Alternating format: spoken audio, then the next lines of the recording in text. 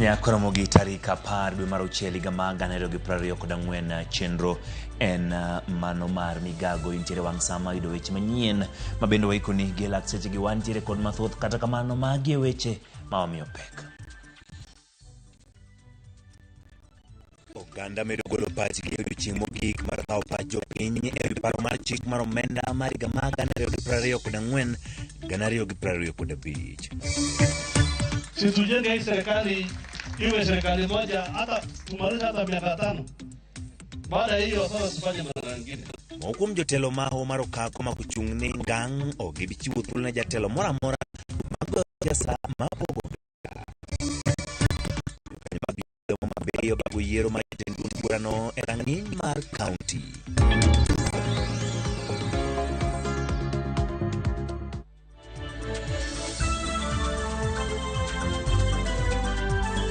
Nyakoromi kaka pile wabro bedo kod tudre kodi kendo go mbaka layo mag tudruok ari 3-6 nono neno e ilai mar oro weche kata mana oro ote ni machuo ka bende yudo achiel kachiel e YouTube, Facebook kaachiel kod X mar Ramogi TV. Jogo bende nitiere kod simbo ng'we yamo bende wantiere kanyo achiel kachiel e Citizen Digital wago mbaka e weche manyien ma okelo ni lak seche gi nyinga Ochieng' Emmanuel bed kod chakruok nyaka giko. Ka wachako ni komiti mar od bura marango weche mag budget kod chenro mag piny owacho gi sani kawo pach jopiny e wi paro mar chik mar omenda mar higa mag 2024-2025 motelo ne somo budget e od bura.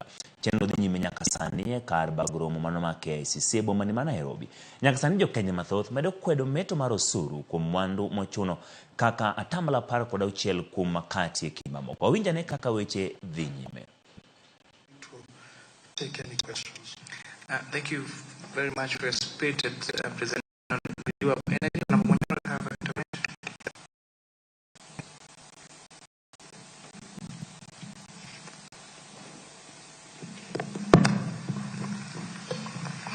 Thank you, Chair, and thank you for the presentation. I think what we are grappling with, especially on VAT, is that it's the benefit of the consumer. And that's the position we are having and we are grappling with. On the others, I think it makes sense. But that is something that maybe you should, as an industry, make sure that if it's exempt, it's rotated, the benefit goes. What I can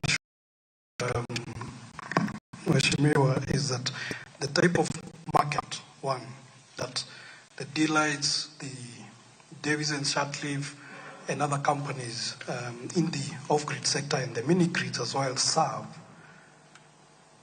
are poor communities. I think you're aware. Those outside the reach of the grid, or those who cannot afford the grid as well. Poor communities, poor households who do not have access to these solutions. So they are very price sensitive. It is in the interest of these companies to actually reduce those payments that these people are making on a weekly or even a daily basis.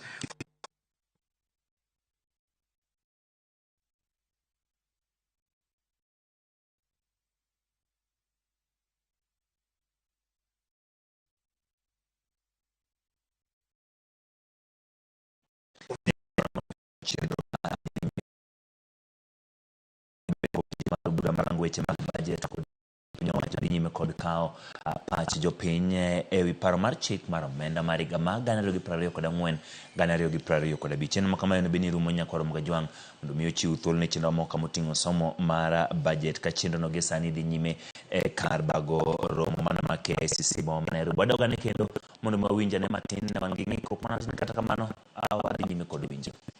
Solar irrigation pumps with solar, providing cooling services.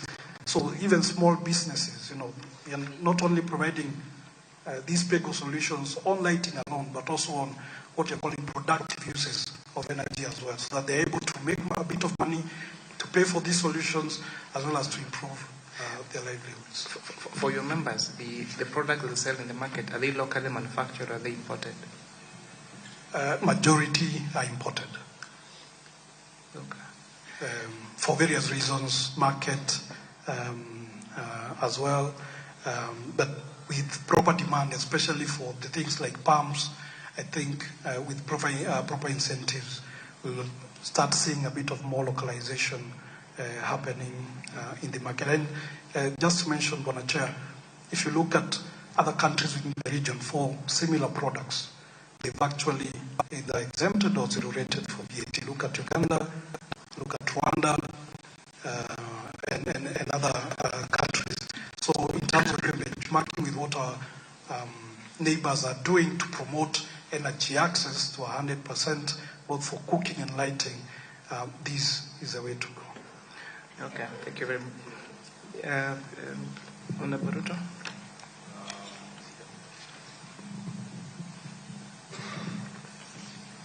It was on mic here, I don't know why it has disappeared. Since you mentioned that some you import, implying some you manufacture locally, would you mind to tell what are these products you manufacture locally? It's good also to know what is the interest in that you're manufacturing in Kenya and the capacity. For the solar products, majority are imported. Very little capacity to localize or to assemble locally, because majority of the raw materials are actually not available locally. So it becomes very expensive for people to actually either assemble or so it becomes very uncompetitive. So that's, and I know there are incentives to actually promote production. If you look at the submission, the first one on the inputs, but that has not led to. It is because of. It's okay. Just wanted to know whether there is anything you are producing, you are manufacturing locally. From your statement, when you said some, then it means there are other products. So I just wanted to know whether there is anything. So it means absolutely you are importing everything. Some of the solutions, like the clean cooking solutions, the stoves, majority of those solutions, especially on ethanol, as well as cooking stoves, the biomass, the improved cook stoves, those ones are, I would say, more than 80% produced locally. But these are technologies, whether to use electric cooking, solar appliances, a lot of them are not locally produced. Thank you very much. You're presenting a whole sector.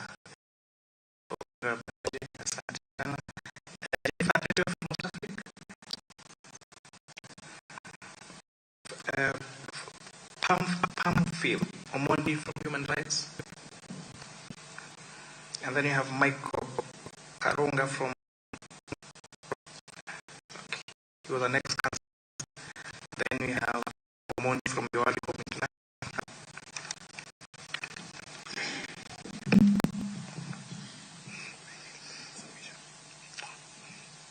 Honorable Chair, distinguished members of the committee, and my fellow Kenyans, I salute you. My name is Pamphilo Omondi.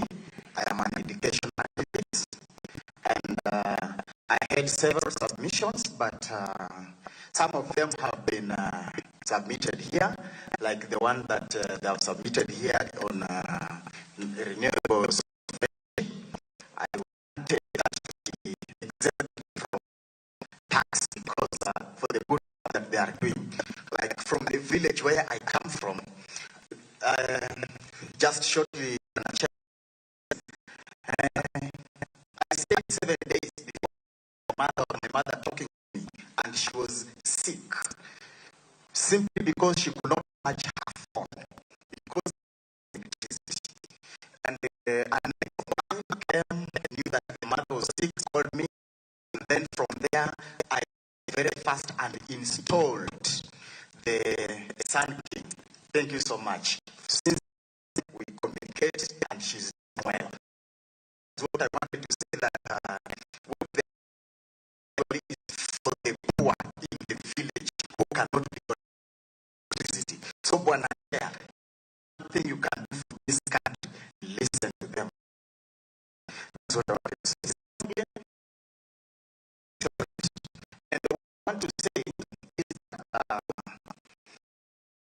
Brett, Bwana Chair, I know there are very many things in our in the bill is that the demand increase of managing the economy of our country. Indeed, we need to pay taxes. As a Kenyan, I pay tax, and I cannot run away from it. I'm also doing that, and I'm not from it. But if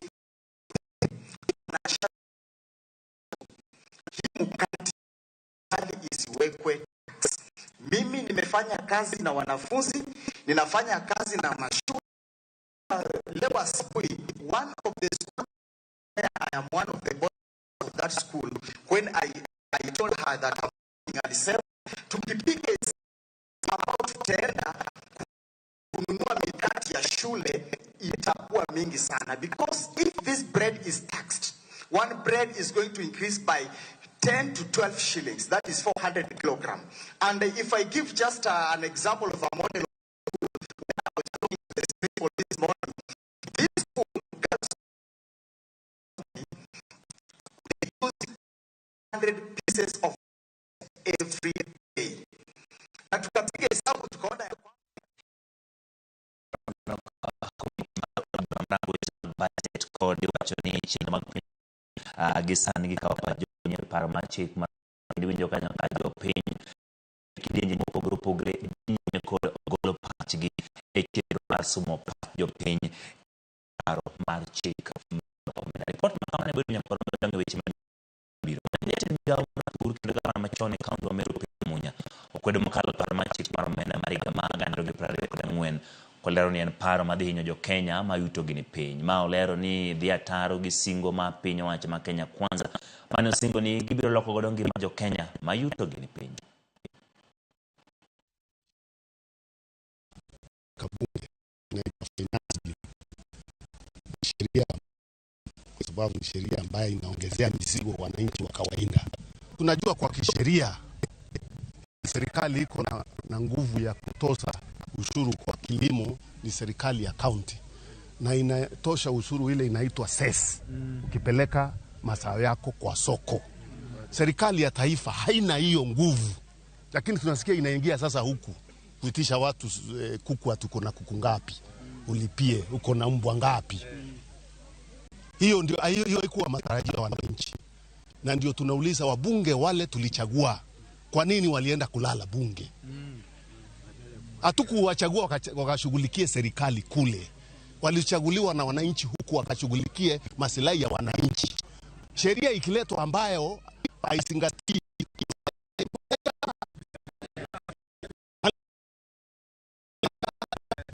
kwa mfuko, ndivyo tunaona kama imewekwa kwa mfuko, kwa sababu hatuwasikii. Wakati ule tunawasikia ni wakati wanaongea wakijaribu kueleza ati hiyo mambo ni sawa sawa. Sisi tunaambia tunakuja kama tusikilize zaidi wakati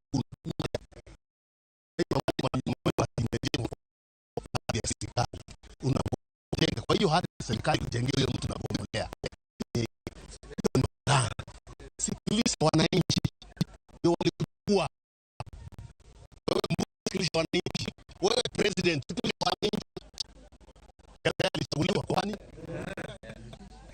Serikali ajibika kwa mambo yale muhimu kwa mwananchi. Usifanya hivyo wakati unayoyoma. Ya kwa mugika ukema wadhiwe chama wakene jitape Kenya Uhuru Kenyatta gulo no aromena bichu na kaisa mantini kwa kaunti yo mena maro eta tonyo wajoreni no mena dia punya do mena no slis bil tel no tade kapinyo ate chik ko sir apise chuji ni maglis manya makanya milioni bicho ujene. Clarify is that the vehicles allocated to the former president for personal use were not new. They were in fact the cars that were part of his motorcade when he left Kasarani during the inauguration of the upon by State House that the former president uses these vehicles on transitional basis as they begin the process of procuring new vehicles as stipulated in the presidential benefit. That is, 2 new vehicles of the choice, replaceable every, and each car having an engine capacity not exceeding 3,000 cc's. 2 4-wheel drive motor vehicles, 2 4-wheel motor drive vehicles of the retired president's choice, also replaceable every 3 years, causing an engine capacity of 3,000 to 4,000 cc's. Just a point of note as well, the late President Daniel Arap Moi and the late President Kibaki were allocated and maintained more than the number of vehicles that were allocated to the third retired president to ensure optimum running of his office. There were fuel cards that were issued, the fuel cards were given, as well as the maintenance of the vehicles, but that has not been done because the cards were blocked on the month of March 2023 to the 26th date. I'll take that again. The fuel cards were given, however, they were cancelled and blocked by State House since March 2023 date. There have been reports dailies that State House has undertaken repairs and maintenance of vehicles at the former president's office. That is correct. In fact, I wanted to receive calls from some journalists to verify forms provided by a State House official as evidence of service towards repairs and maintenance. And this clarification, they still went ahead to quote these as valid documents of services rendered. And those copies of those incomplete forms you have in your press pack, you'll be able to peruse that. These forms, you'll see that they have the word approved at the corner, which is what was being used by State House to say that they have approved the services. That signature, I would like to clarify, ladies and gentlemen, belongs to the former State House Comptroller, that is the currently AIE holder of the office of the third president. Those forms or those requisitions were not honored by the accounting officer, that is the State House Comptroller. Our requisition forms, for your note, contain approval notes from heads of department. It is therefore the position of the retired president that the government of the day has not undertaken any repairs, maintenance of any vehicles under the office, namely fuel. As well as the issue raised the office still awaits the confirmation and communication refused to renew contracts of 2 professional staff members, the administrator, Mr. John and Mrs. Kanze Dena Mararo, who is the Director of Communication. There is also the issue of unceremonious withdrawal and intimidation of staff via phone calls at meetings.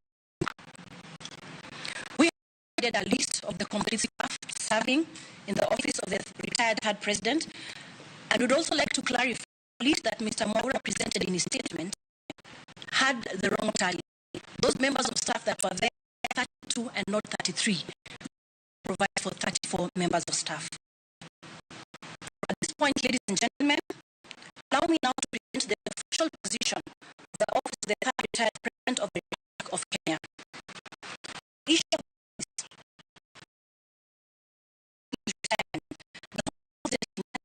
has been thought to update various international roles, especially within the region, in capacity as former head of it.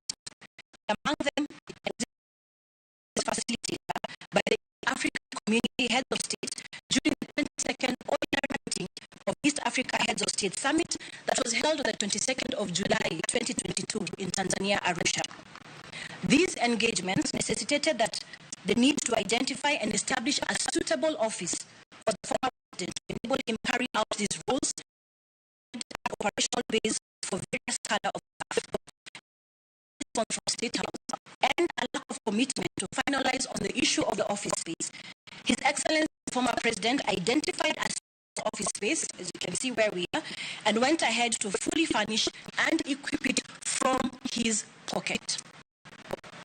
A formal letter to State House requesting valuation of the office that was identified by the former Kenyatta as suitable for him to carry out. However, the office did not a response on the issue, and instead, the communication that the office received was via communication message, text message, by the then in charge, John Makuni, and the statement the estimates of the property in question. Where we are, and that is the office that was selected by the former president. In your communication pack or in your press kit, you will find the communication that alludes to this statement. To date, this office runs on the former president's goodwill as it waits upon action from State House. On the issue of vehicles, as indicated earlier, the former president is using vehicles given to him on a transitional basis. The office would like this to go on record that after transition, a conversation on the purchase of vehicles as required by the Act commenced between the two offices. That conversation I have made available for you also on the kit, and it notes that the identification of vehicles was done down to the color of the vehicle, and then the conversation froze. To date, no discussions have been revived. We don't know if the cars were purchased or not. On international trips, since retirement, the former President Uhuru Kenyatta has undertaken several official trips related to the roles and duties, and only 2 such trips have been honored. A trip to Ethiopia on matters concerning the peace process by the African Union, and the one to Burundi was the 7th summit of the heads of government of the East African Community on the issues pertaining to the peace in the Democratic Republic of Congo. The office did submit other requests for certification of trips, but received response. That too you find in your press. Now, this is actually the issue that the office seeks to have addressed: budget allocation. In the year 2023, financial year 2022-2023, Parliament allocated this office 655 million shillings. To date, the office can only confirm absorption of 28 million shillings, spread across payment of allowances for domestic travel, as well as facilitation of the 2 trips that I mentioned earlier that were honored. That is approximately 4.4% of the total budget for that particular year. And this does not include the payment of salaries and medical insurance. The financial year 2023-2024 that ends in a few weeks, the budget allocation for this office was 503 million shillings. The year is ending without the having any access to this allocation. Amount of 2 years that we have not had access to this appropriation of 1 billion Kenya shillings. We can confirm that salaries have been paid, as well as medical insurance, but we cannot allude to how much it is. Now, in the coming year, which is 2024-2025, the budget allocation is 579 million shillings.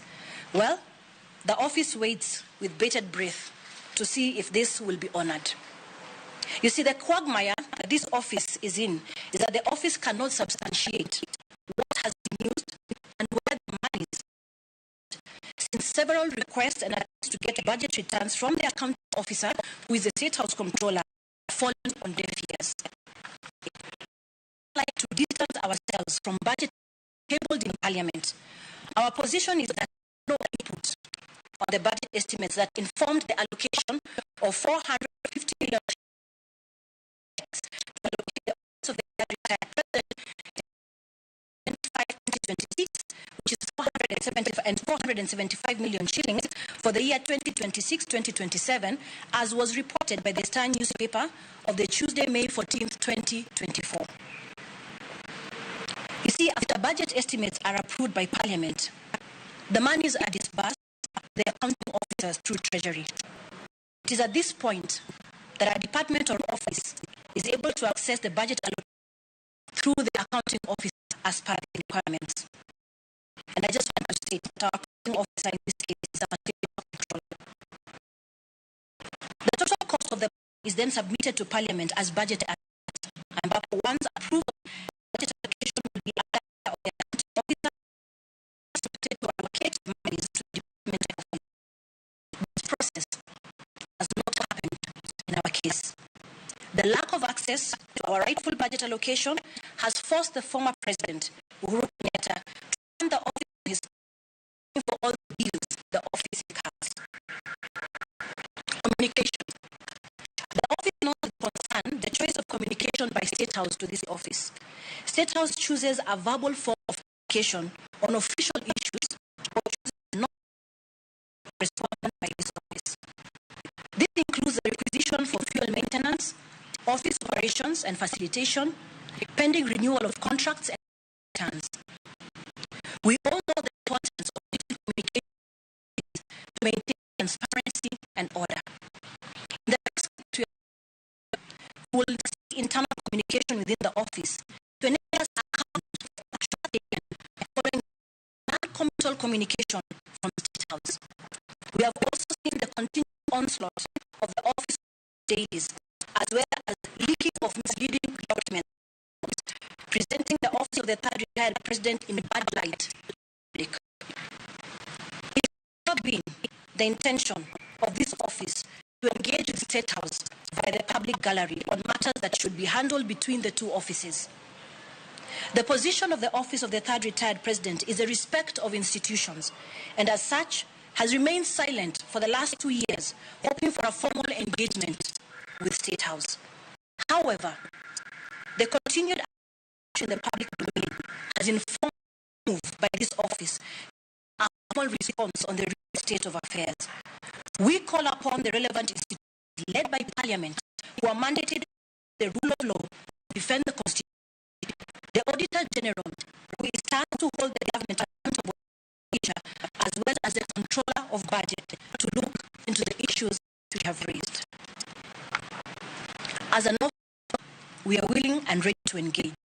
However, it is our observation, commitment and reluctance by the government in fulfilling the presidential benefits in totality. There was an issue that was raised in the statement about Mangina Kenyatta. For pertains the act, we all know that her party former president is entitled to benefits amounting to 50% of her husband's pension.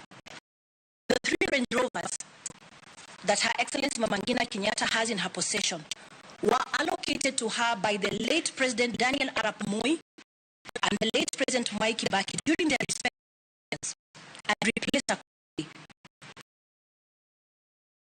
Now, clearly, the government spokesperson said that they gave her the cars, but clearly the government of the day has provided her any vehicles. In fact, we would like to clarify that on the 18th of July 2023, at 7 p.m., all the drivers and security details related to her were withdrawn from their residences via phone. Claims in the media that personnel were in reinstatement is false. To Capital, fuel cards for her vehicles were also blocked since March 2023 to date, and vehicle maintenance denied. She fuels and maintains these government vehicles, one of which has been unsanctioned for approximately over 1 year. We do note that there are other beneficiaries of the Presidential Retired Benefits Act, which include the former Prime Minister, Right Honorable Raila Odinga, the first retired Vice President, Honorable Mudi Awori, and the second retired Vice President, Honorable Kalonzo Musyoka. We also know that the current Prime Cabinet Secretary, Honorable Musalia Mudavadi, was also a beneficiary of this office before his new role in the current government. While the picture painted by Mr. Mwaura of the government's commitment to support the office of the retired president in accordance to the law is the ideal situation, it saddens this office to inform the public that unfortunately that picture does not exist. And Mwaura is an office precedence that is being set by the government of the day. Their decision to blatantly ignore execution of the Presidential Act No. 11 of 2023 seems to open up a Pandora's box that will leave a retired head of state at the mercy of the government of the day. And as Martin Luther King Jr. said, injustice anywhere is a threat everywhere, whatever affects one directly or indirectly. So help us God. I would like to clarify that this is not what we would want to happen. This is not how we want to engage, because we respect the rule of law. However, any matters arising, we do acknowledge that there are officers concerned, and we do hope that they will be able to pick it up and rest the issue. I conclude my statement, and now I'll take in questions. Yes, sir. Yes, Justice. Is it true that the Office of the Fourth President of Kenya rejected the request for evaluation of this program?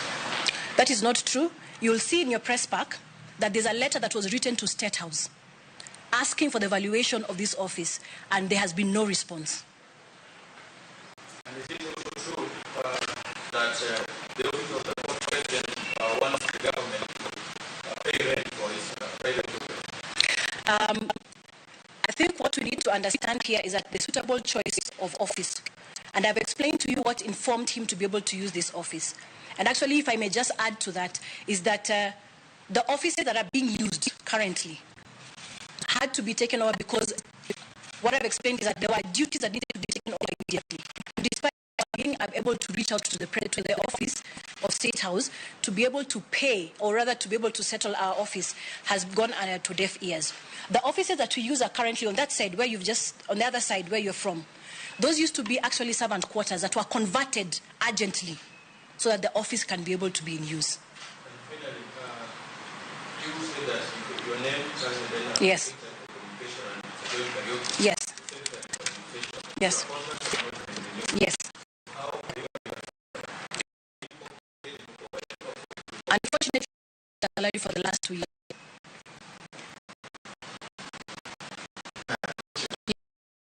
Yes, Ken. In terms of the money for President as well from this how much is it? Will you be able to quantify? How much is it now? And the issue of you're not earning a salary. Yes. So who's sustaining? I mean, you've got bills to pay. Who's paying for that? Let's talk about savings. That's all that I can say about it. So let's talk about savings. And I'm not able to actually quantify on how much it is that the president has been able to spend, because that includes fueling, it includes the foods that we're eating as a staff, travel bills, all those things, electricity. So I'm not yet able to compound in totality how much that is. But it's Madam who is the administrator personnel, so maybe she can be able to let that answer that question. Good afternoon, everyone. We do not have an exact figure of. Currently, we do not have an exact figure exactly how much that he has spent, but that totals to the transport, every mix, catering bills as well, and any other running, administration, operational running of the office. But you don't have the exact figure at the moment. But you require a refund if things go well. Yeah. We have the documents. We don't have the exact, the right figure, but we have all the documentation with us. Yes. Yeah. I have 2 questions. Feel that State House is frustrating this office deliberately. And number 2, you have talked about announcing that you're supposed to have a seat in 2023. 3. Yeah. 1 billion shillings. From as far as you know, is that money from National Treasury and it was at some point Okay. The understanding that I have, which you can go back and clarify. Once Parliament allocates the money, I think I've also read it in my statement, the money goes to the accounting officer. For this office, the accounting officer is the controller of State House. What happens is that once the money comes, we make a request, whatever it is we'll need, whether it's fueling, travel, and all that. So that money is supposed to be released to us by the accounting officer as well. On your second question, it is difficult to assess and understand why the actions taken by states have been taken. There's a reluctance towards aiding us. Any other question? Yes. Yes.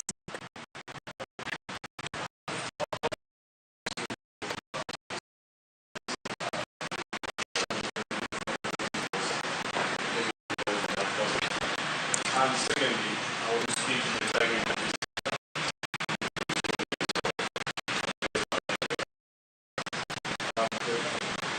The spokesman will speak to the Taliban.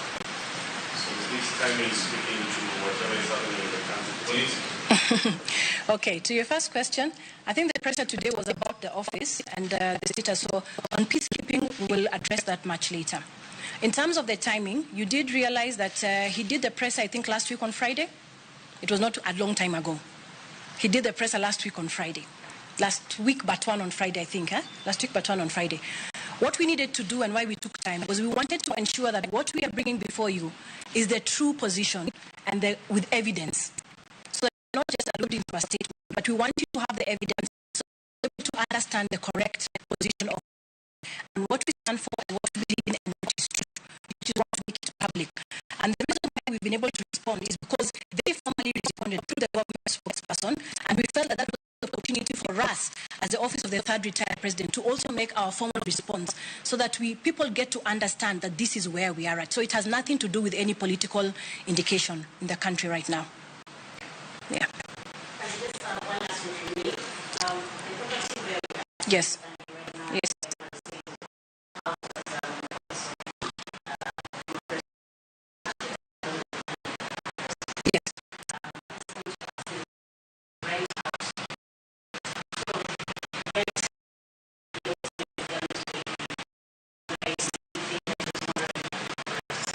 Okay, there's to follow up.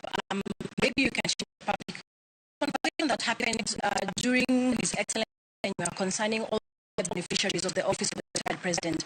And there is actually a conversation that happened between State House and the AG's office. I'm just not able to have those documents right now, but in fact that being able to rent an office that belongs or is related to the family was not a conflict of interest issue. That issue was raised with one of the former retired or one of the beneficiaries. I'm just not able to name who it is right now, but it was concluded by the AG then that is not a conflict of interest, and that's why the former president made the decision to have the offices here. Yes. Yes. Yes. My question is, the reason why the settlement is actually structured on the office of the retired president. Yes. Was the Benefits Act. Yes. Do you think there are terms and conditions that come to this?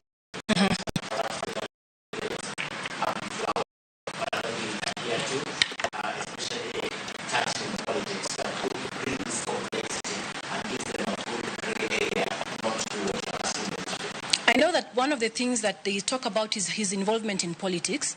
And I think the correct position is that if you remember very clearly, immediately after inauguration, there was an NDC that was held by the Jubilee Party. And the process of that, the purpose of that NDC was to begin a process for him to be able to hand over chairmanship. But as we know, things went as they went, and the matter is currently in court. So, inevitably, he remains the chairman of Jubilee. Inevitably, because he's one of the Jubilee is one of the key parties of Azimio, he still remains in Jubilee. However, I think we can note anywhere that he has been inactive in terms of political activity. So I don't think that that should be a basis or a TOR that should necessitate the kind of treatment that the office of the retired third president is receiving. And finally, the level of the former president and the level of the current president, the difference is former and current. Yes. Has there been attempts directly by the former president to speak to the current president with a view of certain administrative issues, or it is basically left to the also administrative? I think there is nothing that is there to be a conversation because everything is, it's the rule of law. That would require for the conversation. Yes.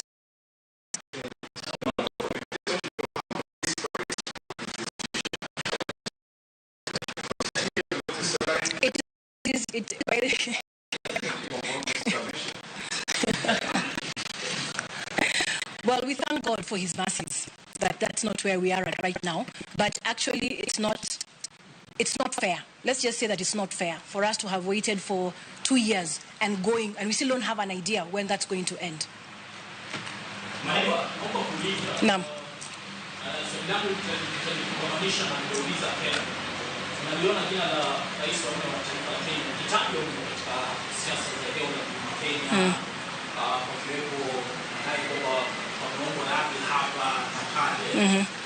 Hivi msimamo wa ofisi ya rais wa nne wa taifa la Kenya ni gani? Hivi huenda tukamwona labda kama hayo, hilo la kwanza. Pili, kidogo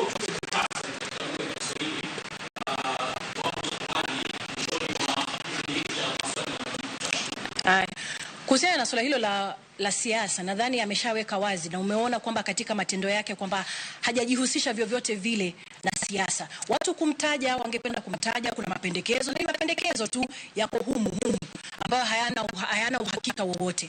Kwa hivyo sidhani kama itakuwa ni sawa kuweza kumuunganisha na masuala haya, maana yake yeye mwenyewe hajasimama akaweza kuyataja kama mambo ambayo yanahusika nayo.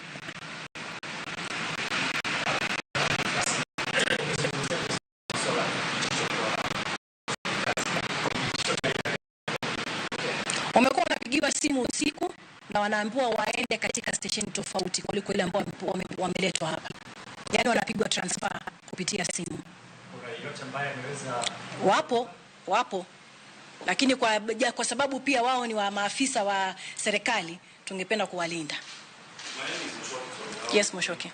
The former CJ, Justice Maraga, complained of the same thing the former president was president. Is it fair to say this is the first time that is happening? Yet that happened. Sorry. The former CJ. Yes. Complained of the same. The former, but you see, the Chief Justice is not part of the Retired President's Benefit Act. He's a public servant. He's much as a hand of the judiciary.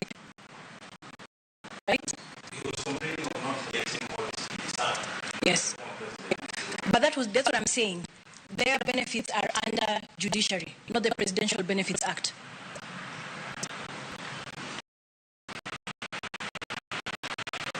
Any other question?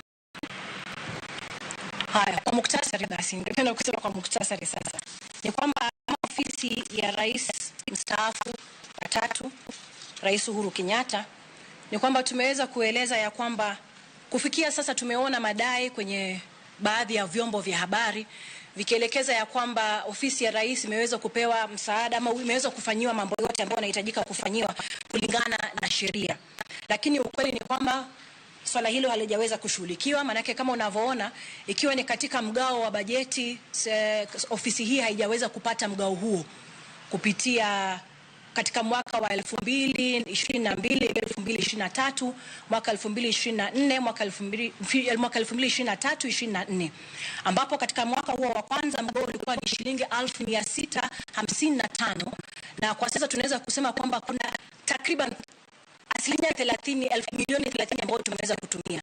Na tunasema takriban kwa sababu we've not yet gotten the budget returns. Hatujapata mwelekeo huo ili uweze kujua kama pesa hizo zimeweza kutumika na zimeweza kutumika vipi. Mnamo mwaka wa pili pia tumepata mgao wa bajeti wa 1503 na kufikia sasa hatujaona hata shilingi moja. Tunajua tu kwamba imelipwa, hatujui ni kiasi gani, ndio tujaweza kupata hizo budget returns. Na katika juhudi zetu zote za kuweza kuwasiliana na ofisi ya State House ili kuweza kujua na kuelewa hali ni kwa nini mambo yanaendelea vile yalivyo, kuweza kupata mwelekeo wote. Maana ile waraka tunaoandika tupate majibu, na majibu yanapokuja yanakuja na simu na huelewi ni ipi unachukua na ipi uchukue. Maana hupati simu moja, unapata simu zaidi ya moja ikiwa na mielekeo tofauti. Kuna lile swala la magari ambalo lilikuwa limezungumziwa. Nimeweza kuhakikisha ya kwamba magari alionayo rais mstaafu kwa hivi sasa ni magari aliyotoka nayo Kasarani baada ya kuweza kupatiana wadhifa wa taifa la nchi, na ilikuwa ni maelewano kwamba aweze kuchukua magari kwa safari ya mpito. State House ama Ikulu iweze sasa kuanza mikakati ya kuweza kumpa magari ambayo ameweza kupewa kulingana na sheria. Kwa hivyo ilitushangaza kuona ya kwamba wanasema wametupa magari, hali magari walitupa sio magari ambayo yameweza kuelekezwa katika sheria. Na pia tungeweza kusema ya kwamba ofisi hajapewa, manake msemaji wa serikali amepewa ofisi yake ambayo ameichagua yeye, na pia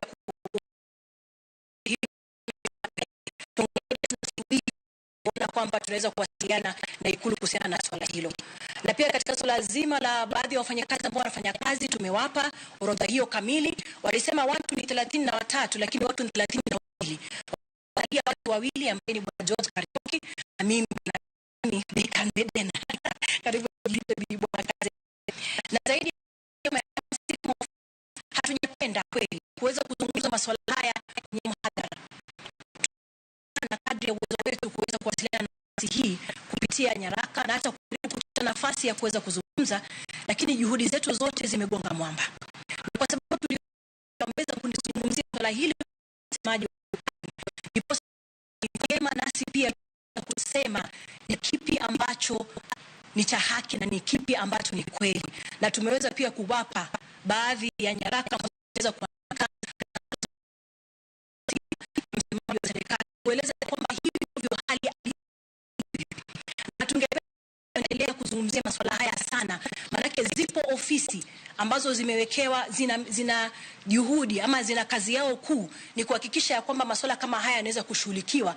Ingekuwa ni pendekezo letu sisi kama ofisi kwamba ofisi hizo Nyakoro wingo bende neno kanyo en kotenore koda bende tuaka mabende dhi kanyo koda jofomba achiel kachiel ka jatend piny machon Uhuru Kenyatta bolo tuaka winok mar omenda michiwo ne apise magitimore kinde bende wachore ni osebedo ka otiyo gi omenda ne wuon e tayo chenro mag apis. Winjo kanyo ka jawach e lo apisi mare Kanzedena chiwo kanyo tuak ewi wach mano madhi nyime, kendo iwacho kanyo ni wachore ni ne onduso omenda madhi apisi mar Uhuru Kenyatta ka bende Uhuru Kenyatta to omenda mo shillings million 1.3 dwe ka dwe, ka bende piny owacho e chik onego sir apise chul jotich chiwo mtokni mag polise mamia rita ma kanyakla onego bed shillings million 655. Giwacho ni bende budget manchogolo ok gineno ka bende oket kanyo omenda kata pok ma obedo kasiro apisi no, kendo giwacho ni moko kuom gik moko kanyamburko mane ochiw mane kinde ma bende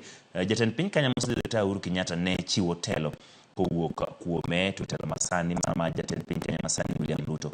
Kata kamano gik mosebed giwacho no sechiwnegi pok gineno kata achiel. Giyango ni gisebedo ka gindiko barupe mopogore ma bende gichiwo kendo gioro, kata kamano onge duoko ma gisebedo ka giyudo ka koro chunogi mondo mi giwuog kendo gikele kata chenro osebedo. Moklo gik achiel mokwongo ma weche manyien ka jwang kik idhi mabor pod wantiere kod mathoth.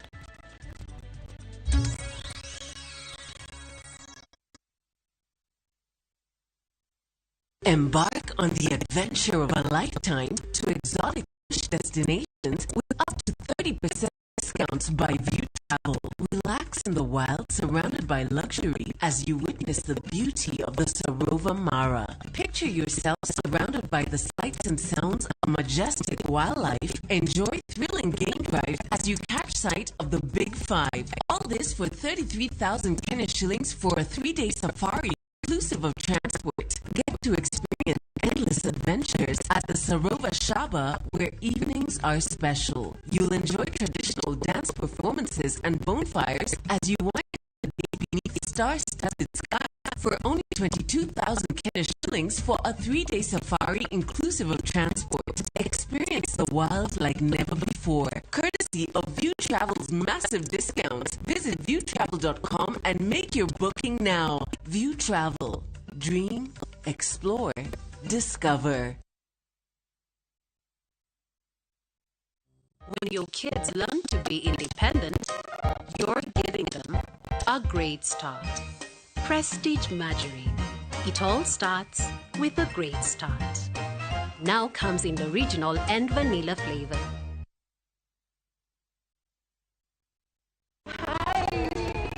Ngozi yako ina glow. Nilijipaka mafuta leo asubuhi nikikam, lakini skin yangu ishaparara and it looks so dull. Sis, see, it's the new Nice and Lovely Lemon Extract Body Lotion. Hiyo ndo secret yangu to a moisturized and bright skin. Usimix. New Nice and Lovely Lemon Lotion, enriched with vitamin C and sunflower seed oil, 48-hour nourishing glow and brighter skin. Try Nice and Lovely Lemon Lotion today.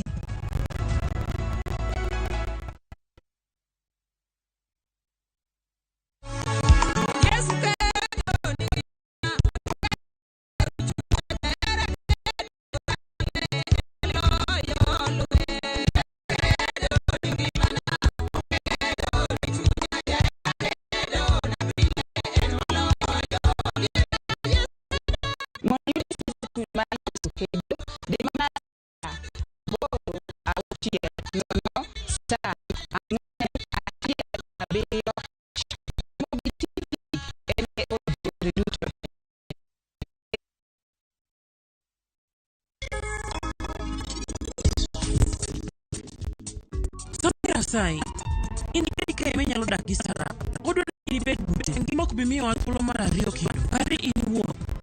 Yuvi! Onge gimoro amora ma Yuvi biro wachoni nikech en sani ok odwa wuoyo gi ng'at ma nonego wuongi. En ok odwa rito kendo ok odwa neni. Ok obi wuoyo koda nikech in. Ionge kata wich kuot. Kapo ni obiro gombo neno mamau, mondo opar riembo ma en iso higni 5 manokalo. Yud ber duto ma pien dendi dwaro ka itiyo gi mo mar del mar Sawa Milking Jelly. Ma en mo ma inyalo geno kuome. Ober ne yiero mari, yud mari kawuono e duka man machiegni kodi.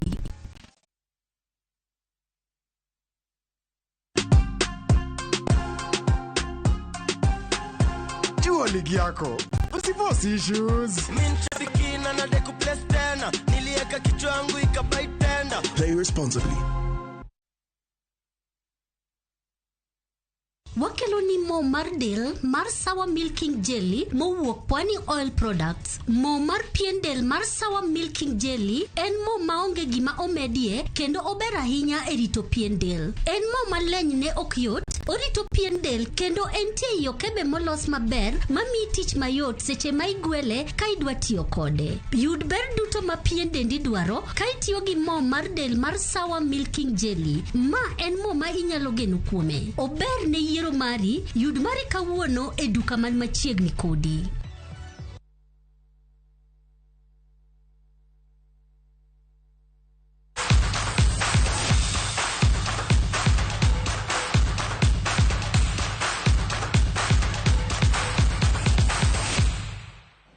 Nyakora mogi machiegni kendo adhi weche mag tuke. Team mar Strathmore Blades matugo tuke mag okapu lig maduong' ma yawuoyi nochako telo mar manyo loch e lig no gi loch bang' loyo team mar USIU Tigers points 82 kuom 51 e quarter finals mano bagi alap manyayo Gymnasium. Blades nobedo gi tugo maber e quarters duto bang' loyo quarter mokwongo 11 kuom 12 kapok giloyo quarter mar ariyo mano chalo gi nyaka points 32 kuom 23 kapok jotugo yweyo ne gichwalo loch margi quarter mar adek nyaka points 67 kuom 35 kapok gitieko tugo gi loch mar points 82 kuom 51.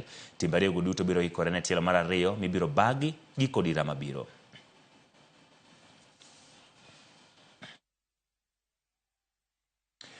Kao di weche magadhula, team mar France en achiel kuom timbe manigi thuolo maduong' mar kao kombe mar Euros ne giwuok amodhi nono gi nono gi team mar Canada motelo ne tuke go chakore tich abich mabiro.